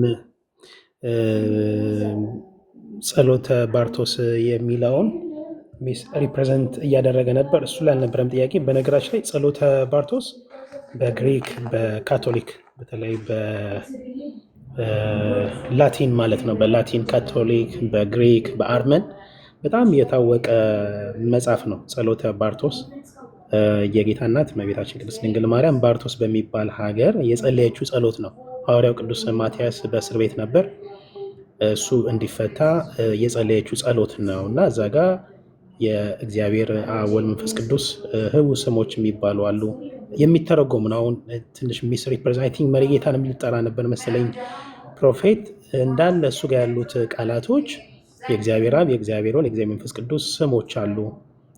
የቅዱሳን መላእክት ስም፣ ጌታችን የተሸነከረባቸው 5ቱ ቅንዋተ መስቀል እያለ በደንብ ይገልጻል። የሚተረጎም የሚታወቅ ነው። የዕብራይስጥ የሆነ ቋንቋ ስሞች ናቸው። ስለዚህ ጸሎተ ባርቶስ ጋር ያለውን ተሳስተሃል ልልህ ነው እና የኢትዮጵያ ብቻ አይደለም እንዳለ ላቲን፣ ካቶሊክ፣ ግሪክ ስፒር ቢኖር እንደውም ጥሩ ነው። ከእርኩሳን መናፍስት ይጠበቁበታል። ልክ ነው። ጸሎቱን የጸለየችው እመቤታችን ናት። ባርቶስ የተባለው ቅዱስ ማትያስ የታሰረበት ሀገር ስለነበር ነው። የታዝ ሂስትሪ ይሄ በጣም ኤርሊ ቸርች ላይ ነበረ። እሱ ላስተካክል ብዬ ነው። ወደ ጥያቄ ለምን ታስተካክለኛለህ? ጸሎተ ባርቶስን ስክሪፕቸር አድርግልን ቶሎ ብለህ አለበዛ ሚኪ አንዴ የላቲኑን ወይ የሌሎቹን ያምጣ መጀመሪያና ፌዝ ከዛ በኋላ ነው የምንቀጥለው። ኦኬ ያመጣል። አሁን ስራ ላይ ስለሆንኩ ነው። ይኸውልህ the prayer of Saint Mary at ባርቶስ በልና ግሪክ እያልክ ቀጥል። አቬለብል ነው እሱ አሁን የተነበበው እዚህ ኢትዮጵያዊው ጸሎተ ባርቶስ ኦልሬዲ እነሱ ነው ብለህ ታምናለህ? አንድ አይነት ነው ከነሱ ጋር እንዴ? በደንብ እዛ ላይ ያሉት ይኸውልህ አሁን ስራ ላይ ስለሆንኩ ነው ሰውዬ ነው ማወራ እንጂ የግሪኩን አሳያለሁ፣ የላቲኑን አሳያለሁ። ኢቭን የአማርኛውን ቢሆን ነው የምልህ። የአማርኛውን ቢሆን ምንድነው ግን ጸሎቱ ዝም ብለን ሞክ ከምናደርግ በመጀመሪያ እዛ ጋር ያለው እኮ የተከበረ የእግዚአብሔር አብ፣ የእግዚአብሔር ወልድ፣ የእግዚአብሔር መንፈስ ቅዱስ ስም ነው። ጌታችን የተነከረበት 5 ቆይ ቃሌ ልጨርስ። አማርኛው ጋር ነው እንደማሩ ሌላ ቦታ ሳልሄድ ራሱ የአማርኛው መጽሐፍ ራሱ የእግዚአብሔር የተከበሩ ስም ነው። በቃ አትሊስት ለስሙ ክብር ማድረግ ቅድም ሰምተናል እኮ እሱን ፌዝዬ፣ ቅድም ሰምተናል አንድ ጊዜ። ለምሳሌ የአብን ስም ፌልልሜዎስ ብሎ አስቀምጦታል ጸሎተ ባርቶስ እና ፌልልሜዎስ በምን ቋንቋ ነው የአብ ስም? አሁን እዛ ጋር የተቀመጠው ቢያንስ የሚተረጎም ነው። ኢፍ ዩ ጎ ኤንድ ሪፈር ለምሳሌ አልፋ ኤል ይላል። እኔ የጠየኩ ሌላ ነገር። እኔ የጠየኩ ፌልልሜዎስ የሚለው ቃል የአብ ስም ነው ተብሎ ተነግሮናል። ኩርኩሪያኖስ የወልድ ጢኖጢቃኖስ ብሎ የመንፈስ ቅዱስ ብሎ ቆይ ልጨርስ አንዴ እኔ ሳልጨርስ ልጨርስ። ስለዚህ አሁን የዕብራይስጥም ነው ካልክ ፌልልሜዎስ የሚለውን ስም የዕብራይስጡን አምጣና አሳየን። ፌልልሜዎስ ማለት ምን ማለት እንደሆነ የዕብራይስጡን አሳየን። እሱንማ እያንዳንዱን እዛ ጋር ያለውን እኮ እናያለን፣ ግን የሚተረጎም እንደሆነ እንድታቅ ነው። ለምሳሌ እሱን ተርጎምልን፣ ጊዜ እንዳንገድል ነው ፌዝ፣ ጊዜ እንዳንገድል። አሁን የምታረግልን ለምሳሌ የሰጠው ለምሳሌ አንዴ ፌልልሜዎስን በምን ቋንቋ እንደሆነ ተርጎም እዚሁ አሳየን። በቃ አለቀ። ኦኬ ጥሩ፣ በጣም ጥሩ። አሁን ይህንን ጸሎት ስንጸልይ በግል የሚጸለይ ጸሎት ነው። አየካ በልሳን የሚጸልይ ቢኖር በልሳን አስጨርሴ ከአንድ የማወራክ የጠየቅንህ ነው የምትመልሰው እንዴ? ክሌም አደረክ እኮ። ክሌም ስታደርግ ጠየቅንህ። እሺ በቃ ፌልልሜዎስ የሚለውን ቃል ተርጉምልን አልኩ። ስለዚህ ተርጉምልን ነው ፌልልሜዎስን ተርጉምልን። ዕብራይስጥ ሄደን የዕብራይስጥኛ ቋንቋ የሚያውቅ ሰው መኖር አለበት እዚህ ጋር፣ ወይም ያንን ቋንቋ የሚያውቅ መኖር አለ። ያ ቃል እኔማ ሀፍቱ ሪፈር እኮ አልኩ። ግን እኛ ምን እናደርጋለን? የቅዱስ ጳውሎስ ቢኖር ዝም ይበል፣ ለራሱ ይጸልይና ለራሳቸው ነው። አሁን ትርጉሙን እንደዚህ ስታውቀውና ጊዜ የገደልክብን ነው እንዴ? ይተረጎማል ብለህ ክሌም አድርገህ ከዛ ክሌሙን ማስቀመጥ ሀሳቤን ልጨርስ እንጂ አላውቀውም አልክ። ካላወቅክም ለምንድን ነው የምናስጨርስህ? የማታውቀው ለምን ታወራለህ? መጽሐፉ ተናገረ እኮ። መጽሐፉ በዕብራይስጥ ፌልልሜዎስን ተርጉምልን። ዕብራይስጥ ነው ካልክ ፌልልሜዎስ የሚለውን ቃል ተርጉምልን። የእግዚአብሔር ቆይ ስለዚህ የእግዚአብሔር ህቡዕ ስም ከተባለ ሄድና ዕብራይስጥ የሚያውቅ ወይም የዕብራይስጥ ዲክሽነሪ ጋር ፈልጋለሁ። ሄድና ዕብራይስጥ የሚያውቅ ወይም የዕብራይስጥ ዲክሽነሪ ጋር ፈልጋለሁ እኮ አታውቀውማ። ካላወቀው ታዲያ እንዴት ነው የሚሆነው? እኮ ይተረጎማል ያልከውን ፕሌይ ማድረግ ካልቻልክ እንዴ የዕብራይስጥ ቋንቋ ባጭሩ ግን ዕብራይስጥ መሆኑን ማን ነገረህ? ነው መጽሐፉ። እስቲ መጽሐፉ ዕብራይስጥ ነው የሚለውን አሳይ እስቲ። ክፈቱት እኮ ነው ይናገራል እኮ መጽሐፉ እኮ ይናገራል። ለምን አትሰማም? እኔን ከምትከራከር መጽሐፉ ቆይ ልክፈትልህና ከዛ በኋላ ዕብራይስጥ መሆኑን ትነግረናለህ እዛው ማለት ነው። ምን ይመስላል? አይ ትስማማለህ? አሁን ጥያቄ ገብቷል። ግን የኔ ጥያቄ ኖ አሁን እኮ ዕብራይስጥ ነው መጽሐፉ ነው የሚለው አልኩ። አሁን አንተ ምን መሰለህ ያስከው ምንድነው እኮ አዳምጥ እንዴ ማዳመጥ እኮ ነው። ቆይ እንድሰማ እንዳደምጥህ ማለት ነው። መጽሐፉ ተከፍቶልህ ክሌም ያደረግከውን ነው እዛ ላይ እሺ ጫስ ቃል እኮ ችግር እኮ ነው። አሁን አዲስ ስትመጣ በስ እያልኩኝ ያለው ጸሎተ ባርቶስ ላይ ያለው ያ ቃል እዛ ላይ ያሉት ቃሎች በጠቅላላ ምን እንደሆነ ይናገራል። ቃላቶቹ ምንድን ናቸው? የእግዚአብሔር አብ ስም ይላል። ክርስቶስ የተቸነከረባቸው አምስቱ ለምሳሌ አላዶር፣ ዳናት ክርስቶስ የተቸነከረባቸው አምስቱ ቅንዋተ መስቀል ችንካሮቹን ስሞቹን ይናገራል። ቢያንስ ይተረጎማል። ከዛስ የ24ቱ ቅዱሳን መላእክት ይሄ ሱራፌል ምንድነው ዮሐንስ በራእዩ ያያቸው ማለት ነው። የእነሱን ስም ይናገራል። የጌታችን መንበር የተሸከሙ የሚለው ለምሳሌ ኪሩቤል ማለት ነው። የኪሩቤል ስም ነው ብሎ ይናገራል። የሚተረጎም ነው። ልሳን ይተረጎማል።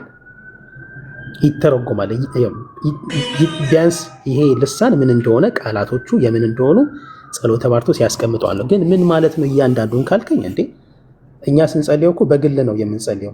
በማህበር የሚደረግ ጸሎት አይደለም። ለዛ ነው ይሄ በግል ነው። በልሳን የሚጸልይ ነው ለራሱ ይጸልይ ይላል አይደል? አሁን ይሄ የግል ጸሎት ነው።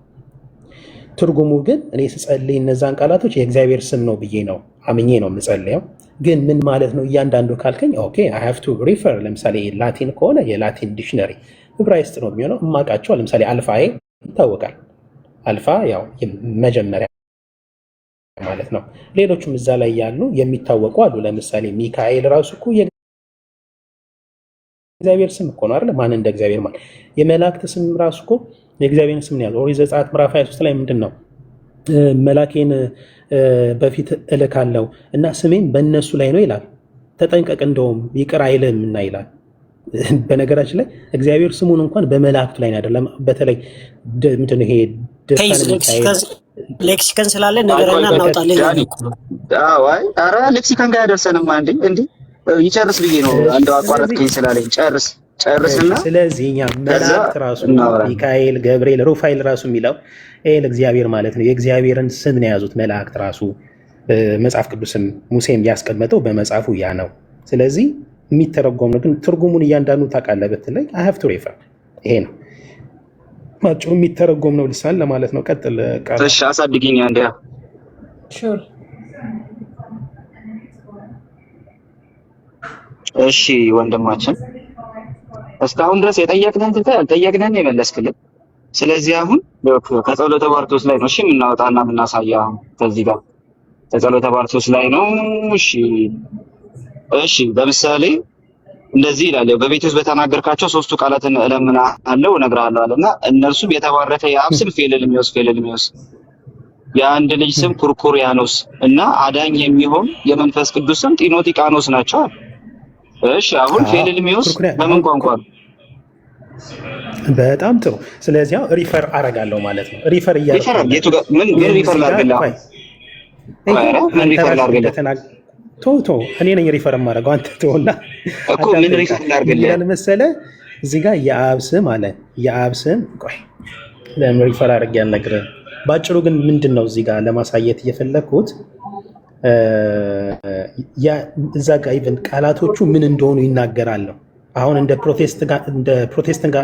ፕሮቴስታንት ጋር እንደምናየው የማይታወቅ የማይተረጎም የጠየቅንህን መልስ ፌዝ እንዴ ሌላ ነገር ውስጥ ገባ።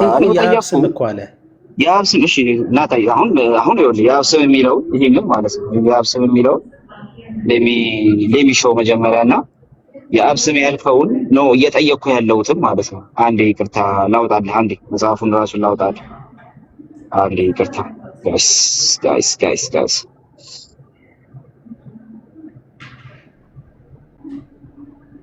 ታች ላይ ግን የምትሳደቡ ምን የምትሉ ግን ክርስትናችሁን ከኔ ጋር እሺ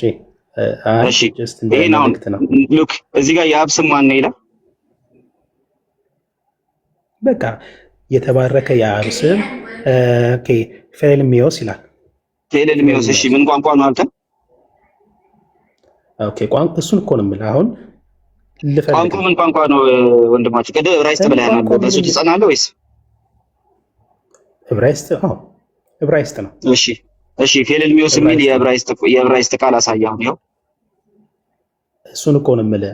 አይ ሃቭ ቱ ሪፈር ጥያቄ ምን? እሺ እኔ ሪፈር ላድርግልህ። የዕብራይስጥ ቃል ቆይ እንዴ ወዴት ነው የምትሄደው? እኔ ሪፈር ላድርግልህ እዚሁ። ይኸው ምን ብዬ ልጻፍ አሁን እዚህ ጋር እንግሊሽ ቱ ሂብሩ እንግሊሽ ቱ ሂብሩ እናድርገውና ከዛ ፌልሚዮስን በለው ዝም ብለህ ፌልሚዮስ ዕብራይስጥ ፌልሚዮስ ይኸው እንትን ስላለው ችግር የለብኝም። አውቶ ኮሬክት ስለሚያደርግ ችግር የለውም። እሺ አሁን ይኸውልህ ቃሌ እሺ ቆይ እንደዚህ እኮ ስማ ቆይ አንዴ ስማ እንዴ ሁሌ አንተ ነህ እንዴ ማውራት ያለብህ? አልሰማም። ፌልሚዮስ ዕብራይስጥ ነው ብለህን የለ እንዴ ብለህናል አይደል? በቃ ጄሚናይ ይኸው ጄሚናይ እንግዲህ ይገርማችኋል ስልኬ በአንድ በተን ጄሚናይ ያመጣልና እሺ ይኸው ፌልሚዮስ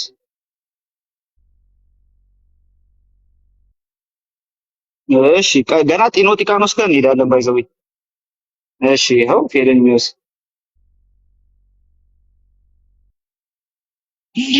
the term ፌልሚዮስ happens to be phonetic translation of ፊሊሞን ብሎ ቁጭ የታል ፌልሚዮስ? እሺ ወጣ እኮ ወጣ። እሺ ከወጣ ምንም እዛ ድረስ መሄድም አይጠበቅብንም። እሺ ይኸው ፌልሚዮስ ኩርኩሪያኖስ ወልድን ኩርኩሪያኖስ ስልኬ ነው እንትኑ አይደለም ስልኬ ነው ተመልሶ መጥቷል። ሆልድ ኦን ኦኬ እሺ ይኸው አሁን ገባ። እሺ ኩርኩሪያኖስ ጢኖቲቃኖስ ይሰማል። ዕብራይስጥ ናቸው አልክና ዕብራይስጥ አሳየን አልኩ። እኔ ደግሞ አሁን ፌልሚዮስ ይኸው ዕብራይስጥ አሳየን አልኩ። የለም ነው የሚለው ጄሚናይም የለም አለ። ምን ይሻላል?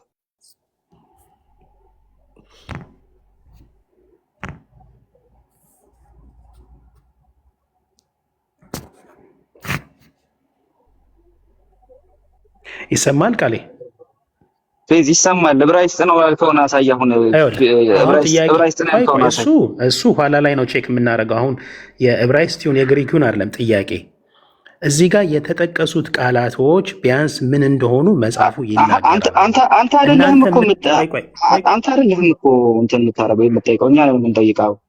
ስለዚህ ይሄን ዕብራይስጥ ነው ብለህ የልሳን ስጦታ ጥያቄ ይጠይቁ መሰለኝ የሚለው አይደል? ልጠይቅ ቀስ በል ክሌም አድርገህ ነው የጠየቅነው። ክሌም አድርገሃል። ይሄ የሚተረጎም ነው ብለህ ምንድን ነው ስትባል ዕብራይስጥ ነው ብለህ ክሌም አድርገሃል። ስለዚህ ይህንን ዕብራይስጥ መሆኑን ፕሩቭ አድርግ መጀመሪያ። እናንተ ጋር ብትለው ማን ይሰማል? ይሄ ዕብራይስጥ መሆኑን ፕሩቭ አድርግ። ፌልሚዮስ ኩርኩሪያ ልቀጥልልህ ከፈለክ ደግሞ ተመልከት። አሁን እዚህ ይኸውልህ ኧረ ቆይ እንዴ እሺ ምንም እንዳትገባብኝ እሺ። መሀል እኔ ሳወራ ለምሳሌ አኡሰ ሲና ያክክ አኡስ ምንድን ነው ሪሊ? እሺ አታውቀውም አንተ። እኔም አንተ የምታውቀው ልትነግረኝ አይደል እንዴ? ምን በስሙ አይደለም። የጥንቆላ መጽሐፍ ነው። ጥንቆላ እኮ ነው። ኧረ ቆይ አቤኔዘር አንዴ ቆይ፣ ችግር የለውም ላስቸግር አቤኔዘር። አሁን እኔ የፈለኩት ምን መሰለህ፣ እነዚህን አውቃቸዋለሁ ብለሃል አንተና ከምታውቅበት ቦታ ከላይ ምን ይላል? ፌዛ ሳታስጨርሰኝ እባክህ አትግባ፣ እባክህ የተጠየቀውን ቀጥታ አትመልስ። እሺ ኡኡ ሰሲና ያክክ አውስ ይላል። ምንኛ ነው? እሺ ኡኡ ሰሲ ብሎ ቢጀምረው ምንኛ ከላይ ምንድን ነው የሚለው እኮ? ከላይ ጀምረው ነው የምልህ። ከላይ ምንኛ እንደሆነ ይናገራል። ነው የሚለው ከላይ። እሺ ከላይ ጀምረው ኧረ በስመ አብ! ኧረ በጣም ብዙ ነው። እሺ እነርሱም ቆይ ምን ይላል? 60 የሚሆኑ ይላል እኮ ላነብልህ ነው። ቆይ 60 የሚሆኑ ታላላቅ የአብ ስሞች ሰላም ላለ ይላል። የማን ስሞች ናቸው አለ? የአብ አለ። ቀጥል፣ ከመጀመሪያው ጀምር። ኧረ በስመ አብ! ኧረ እኔ ስለ ደግሞ አልወድም። አልፋኤል ማለት ነው። አልፋኤል እሺ፣ አልፋኤል ምንኛ ነው? ምንኛ ነው? ምንኛ ነው እንዴ? ምን ማለት ነው? ከማለት በፊት ምንኛ ነው ይቀድማል። በግሪክ ነው። አልፋ ማለት አልፋ የመጀመሪያ፣ ኤል እግዚአብሔር ማለት ነው። ስለዚህ መጀመሪያ ኤል በግሪክ ነው። ኤል ግሪክ ነው። የሁሉም መጀመሪያ እግዚአብሔር ዕብራይስጥ ነው። ችግር የለም። እና ታዲያ ግሪክ ነው አላልክም? እንዴ አሁን ችግር የለውም እኮ አሁን ቋንቋው ምንድን ነው? አልፋኤል ምን ማለት ነው? አልፋ ግሪክ ነው። ከዛ በኋላ የተረጋጋ ችግር የለውም። አልፋ ግሪክ ነው አልክና ኤል ጋር ስትደርስ ዕብራይስጥ ነው አልክ። አልፋኤል የሚባለው የአብ ስም አምጣት በምን ቋንቋ እንደሆነ እግዚአብሔር ነው የሚያውቀው። ግሪክ ነው ስትል ዕብራይስጥ ሆኖ ተገኘ። መጨረሻ ላይ ኤል የሚለው አልፋ ኤል የሚል አልፋ ኤል የሚል ቋንቋ ምንኛ ነው አልኩ። መጀመሪያ ግሪክ ነው አልኩ። ኤል በግሪክ እግዚአብሔር ማለት ነው። ሂብሪው እኮ ነው አልፋ ማለት። አልፋ የሚለውስ ሂብሪውም እኮ ነው። አልፋስ ምንኛ ነው? አልፋ ማለት ሂብሪው ዕብራይስጥ። አልፋ ሂብሩ ነው። አልፋ ምንድን ነው? አልፋ ዕብራይስጥ ነው ወይ? ኦኬ። ስለዚህ ቼክ ላድርገው እስኪ። አልፋ በልሽቶ በቃ ቶ አሁን እኔ ጠየቅኩህን መልስ። አሁን አኡሰሲናያክክ አውስ የሚለው ችግር አዳምጠኝ። አሌፍ ነው አይደል የምንለው? አረ እኔ ጠየቅኩህ፣ ይኸው ጠየቅኩህ። አሁን እዛ ላይማ በቃ ፌል አደረክ እኮ። ግሪክ ነው ዕብራይስጥ ነው ብለህ ግራ ተጋባ። አሁን እዚህ ጋር አልፋ እኮ አሌፍ ማለት እኮ ነው። አሌፍ ጥልፍ አትበል ሰው ሲያወራ እባክህ። በዛ ላይ ተጠየቀው ለመመለስ ሞክር። አሌፍ ምን ማለት እንደሆነ አንተ ራስህ መች አወቅከውና ነው? አሌፍ ነው እንዲህ ቢለው አልፋ ነው እንጂ። ስለዚህ ችግር የለውም። ረጋ በልና አሁን ስማ፣ ቆይ አድምጥ መጀመሪያ የተጠየቅከውን ትተህ ያልተጠየቅከውን ነው ትመልስ ያለው። የጠየቅኩ እዚህ ጋር ያንን ዕብራይስጥ ነው ግሪክ ነው የሚለው ገና እሱ አጣርተህ ነው የምትመጣው። ረጋ እንደማንቀጥል አውቃለሁ። ወይ ተረጋጋ። ምክንያቱም አንተ ፖይንት የለም ሚውት ከምትደረግ ብዬ ነው። በቃ እሺ ሚውት ላድርግ። የጠየቅኩህ ቀጥታ መልስ። የጠየቅኩህ ቅድም ስርዓት ያዝ። አንተ ትናንት እኛ ቤት እንዳንተ እኮ አይደለም አድርጌ እንትን ያደረኩት። እኔ ክሌሞቻችሁን እየሰማሁ ነው ስመልስ የነበረው። የተጠየቅኩትን ነው ስመልስ የነበረው እንጂ ያልተጠየቅኩትን አይደለም። ስለዚህ የተጠየቅከውን ነው መመለስ ያለብህ። የተጠየቅከውን ካልመለስ አላሳለፍም። ሚውት ነው አሁን ሚውት ያደረኩ ሳወራ መሀል እየገባ ስለበጠበጥክ ነው። ሚውት አለ።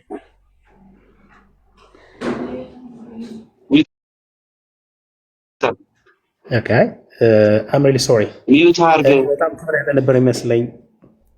እሺ ጀመራ። ሚውት አለ። አንደኛ ዕብራይስጥ ነው ብለህ የዕብራይስጥ ስም ነው ብለህ አውርተህ ነበር። ፌዝ ግን ልታመጣው አትችልም ከዕብራይስጥ። ኦኬ ይሄን ልታመጣው አትችልም። ሁለተኛ አልፋ ኤል አልክ። ምንድነው ስለ ግሪክ አልከኝ። ከዛ አሁን ደግሞ መልሰህ ዕብራይስጥ አልከኝ። ስለዚህ አንተ ራስህ ማጣራት አለብህ ማለት ነው መጀመሪያ።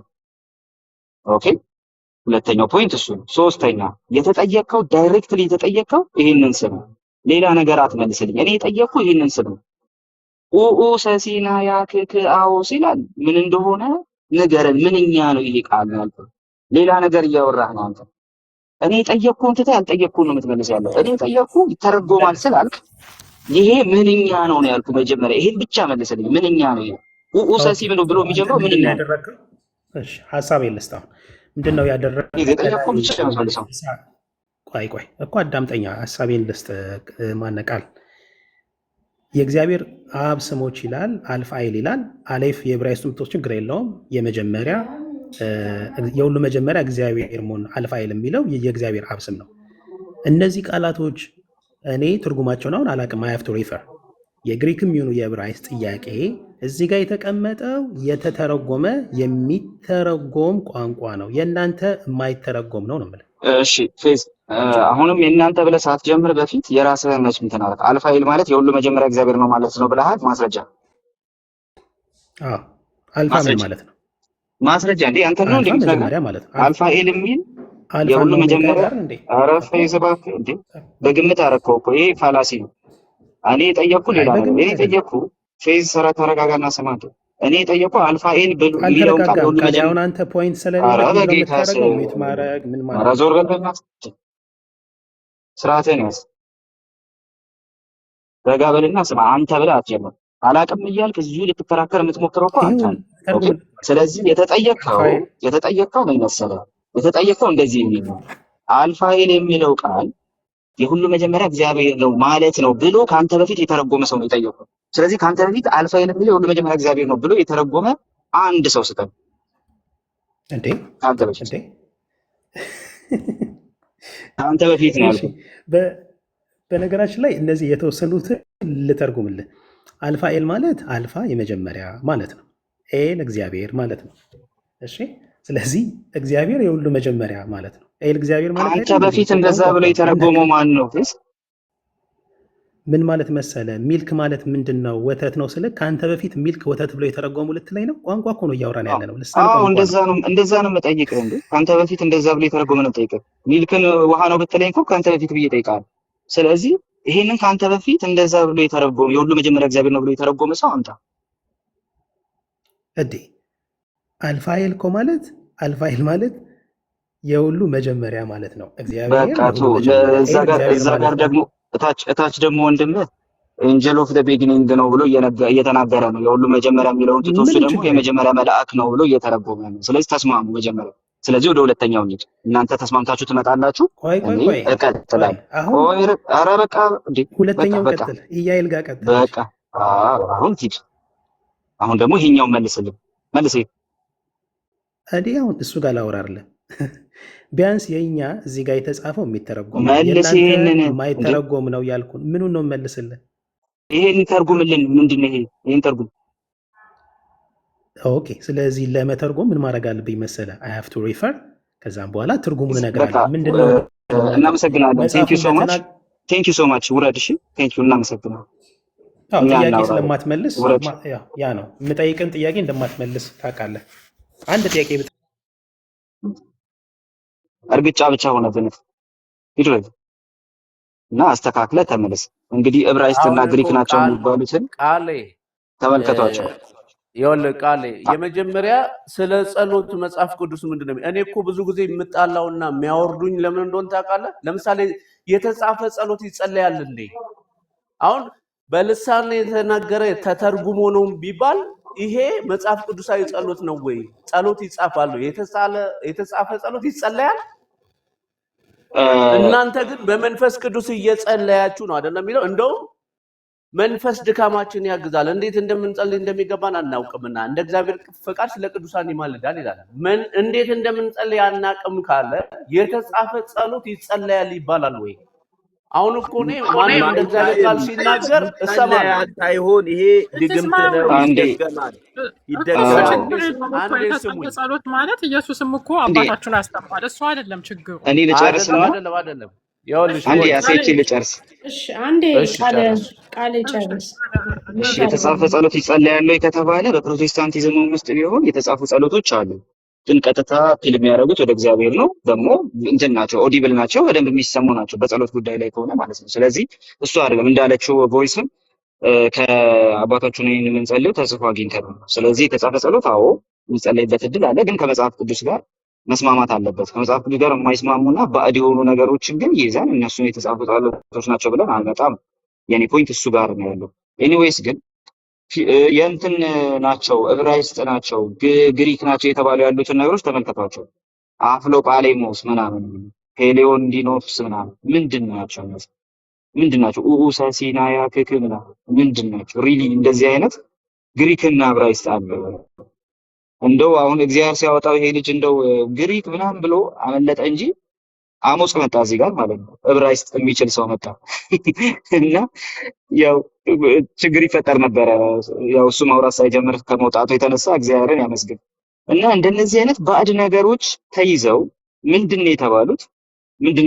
እነዚህ ታላላቅ የአብ ስሞች ነው የተባሉት። ማን የጸለየው? ማርያም ስራ ፈታ ቁጭ ብላ 60 እንደዚህ አይነት ኢናውዲብል የሆነ ግራ የገባው ነገር ሲጸልይ ማለት ነው። እኛ እንደዚህ አላረግንም። የልሳን ጸሎትን ከቅድም ጀምሮ በቃ በሚስጥር በእግዚአብሔር ዘንድ አድርጉት እንጂ የሚተረጎም ካልሆነ ወይም ደግሞ የምትተረጉሙት ካልሆነ አታርጉት በግልጽ ተባብለን ጨርሰናል። እነሱ ግን ይሄንን በዚህ መልኩ ያስቀምጡታል። የሰኞ የማክሰኞ ብለው በየቀኑ የሚጸለይ ማለት ነው። እንደዚህ አይነት መርዳያል አቅጣአል ምናምን እየተባለ ሱራኪያል ምናምን እየተባለ ማለት ነው። ሙራድም አለ። ይኸው ሙራድ ያል እነ ሙራዱላ አልቀሩ። ኦኬ። ስለዚህ እነዚህ የእግዚአብሔር ስሞች ተብለው መጥተዋል። ቅድም የሚኪ ግጥም እሱ ነበር። ስለዚህ እነዚህን ፕሩቭ ለማድረግ ሞከርን ከጥፋቱ ይበልጣል ብዬ አስባለሁ። ቀጥሉበት ቀስ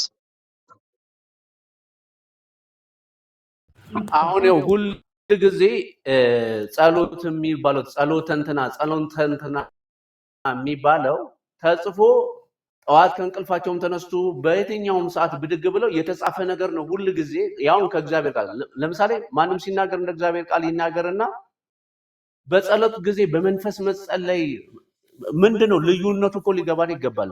ሰዎች የተጻፈ ነገር እያነበቡ እንጸልያለን ይላሉ እንዴ? የተጻፈ ነገር ስታነብ ጸሎት ነው እንዴ? እሱ ራሱ ሰንበዲ ጽፎልህ ጸሎት ይሄ ነው ብሎ አስቀምጦልህ እሱ ጸሎት ነው። መጽሐፍ ቅዱስ የእግዚአብሔር ቃል አይደለም እኮ። ብድግ ብለው የሚመስላቸው የራሳቸው ልምምድ ነው እንጂ ከእግዚአብሔር ቃል ነገሩን ቼክ አድርገውት አይደለም። ለምሳሌ ቅድም የህሊና ጸሎት ልሳን ነው አለ። ልሳን እኮ ድምጽ ሊኖረው ይገባል እኮ፣ ሊተረጎምም ይገባል፣ ፍቺም ሊኖረው ይገባል። ንግግር በሌለበት ጸጥ ብሎ ቆሞ ሰው አንድ ሰው እጅ በደረት አድርጎ በልሳን እየጸለየ ነው ይባላል። ብዙ ጊዜ ከእግዚአብሔር ቃል ውጪ የሆነ ነገር መናገር እኔ ለነሱ ራሱ ምን እንደሚጠቅማቸው ራሱ አይገባኝም። እንግዲህ እናንተ ግን በመንፈስ ቅዱስ እየጸለያችሁ ካለ እንዴት እንደምንጸልይ እንደሚገባ አናውቅም ካለ እንግዲህ መንፈስ ቅዱስ በማይነገር መቃተት በእኛ ይቃትታል እንጂ የተጠረዘ ነገር እያነበነብኩ ጸሎት እየጸለይኩ ነው የሚባል ነገር የለም።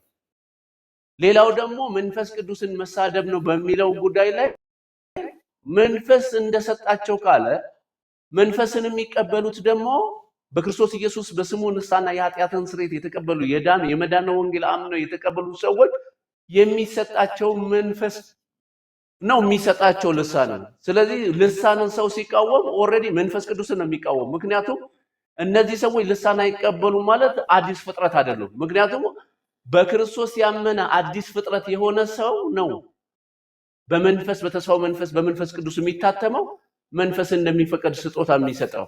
ስለዚህ መንፈስ ልሳንን የሚቃወሙ የማይቀበሉ ሰዎች እኔ በእኔ መረዳት ቦርን ያገኝ አላደረም አዲስ ፍጥረት አይደለም። ምክንያቱም የሚያምኑት መንፈስ እንደሚቀበሉ መጽሐፍ ስለሚናገር ተባረኩ፣ ቀጥሉ። ምንድን ነው መሰለ እንትን አሁን መዝሙረ ዳዊት መጽሐፍ መነበቡ ችግር የለውም። ገባ ሜዲቴት አድርገው አንዳንዴ በቃላቸው የሚሉ ሰዎች አሉ። አባታችን ወይ መጸለያቸውም እሱ አይደለም ችግሩ። ግን እንደዚህ የተጨማመረ አሁን የማርያምን ራሱ ይህንን አንዳንድ ጊዜ ወንድሞቻችን እነ ወንድም ኤርሚያስ እነ ወንድም ትዝታው ሲያስተምሩ እንሰማለን። እና እንደዚህ የአሁኑ ራሱ የባሮት ጸሎት የሚባለው ማርያም በአየር ላይ ተጉዛ ሌላ ባሮት የሚባል ከተማ ሄደች።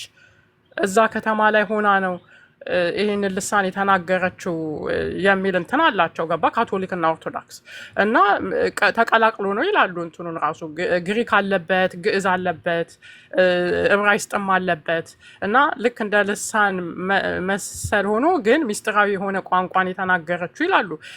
እንዳለ የምናየው ነገር የጸሎትም ይሁን ሌላም የሚጻፉ መጽሐፎች ከመጽሐፍ ቅዱስ ጋር በጣም የሚጋጩ ናቸው አብዛኞቹ። እና እኔ ህዝቡ የሚያሳዝነኝ በዚህ ነው። መጽሐፍን መመርመር አለበት። በጣም የሚጋጩ ነገሮች አሉ መጽሐፍ ቅዱስ ላይ ያልተጻፉ። ኢየሱስ ክርስቶስ ነው በዳመና ላይ ሆኖ ወደ ሰማይ ያረገው። እሷ ግን ከአንድ ከተማ ወደ አንድ ከተማ በደመና አድርጎ ክርስቶስ አሻገራት ከኢየሩሳሌም ወደ ባሮት። እዛ ቦታ ላይ ሆና ጸለየች ይላሉ። እንደገና የተለያየ ስም ሰምታችሁ ሊሆን ይችላል። እንደዚህ ሳዶር፣ አላዶር፣ ሮዳስ የሚባሉ ስሞች ሰምታችሁ ሊሆን ይችላል። እና የኢየሱስ ክርስቶስን የተሰቀለበት ሲሰቀል እግሮቹና እጆቹ የተቸነከሩበት ምስማር ስሞች ናቸው የሚል ነገር አለ። እና እኛ የሚስማሮቹ ስሞች አይደሉም ያዳኑን ወገኖች። እና በጣም መጠንቀቅ አለብን። ኢየሱስ ክርስቶስ በመስቀል ላይ ተቸንክሮ ለእኛ ደሙን አፍሶን ይሞተልን እንጂ የምስማሩ ስም አይደለም እኛን የሚያድነን። ስለዚህ እንደዚህ አይነት ነገሮች አእምሯችሁን ይዘው ጠላት ጊዜያችሁን እየሰረቀ ከመስቀሉ ላይ ከክርስቶስ ላይ እንድታነሱ አይናችሁን እያደረገ ነው እና ኢየሱስ ክርስቶስ በፊታችሁ ተሰቅሎ እያለ ማን ነው አዚም ያደረገባችሁ እንደዚህ? እና እባካችሁ ቃሉን አንብቡ። እና ይህ ሁሉ ወገን የሚጮኸው እዚህ ሆነው የሚናገሩት እንቅልፋቸውን አተው ስራቸውን አተው ሁሉ የሚናገሩት ሰው እንዲድን ነው። እና እባካችሁ ኢየሱስ ክርስቶስ ላይ ፊታችሁን ሁሉ ነገራችሁን እሱ ላይ አተኩሩ። ከኢየሱስ ውጭ የምትድኑበት የለም። ለማንም መዳን በክርስቶስ ብቻ ነው። ማርያምም ራሱ ብትላችሁ በዚህ ዘመን እንኳን ብትኖር በአካል እዚህ በመካከላችን ልጄን ስሙት ነው የምትለው። በምድር ላይ በነበረችበት ጊዜም እርሱን ስሙት ነው ያለችው። ስለዚህ ከቃሉ ጋር ባንተላለፍ ጥሩ ነው እና አንዳንድ መጽሐፎች ከመጽሐፍ ቅዱስ ጋር